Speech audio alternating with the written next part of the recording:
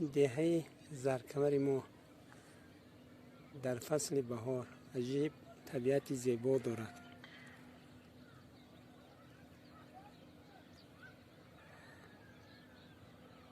در اینجا خانه ما جایگیر است.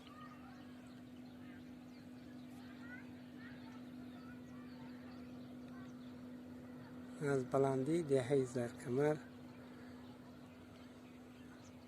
ناحیه یوان یک منظره خیلی عجیب نمایان است.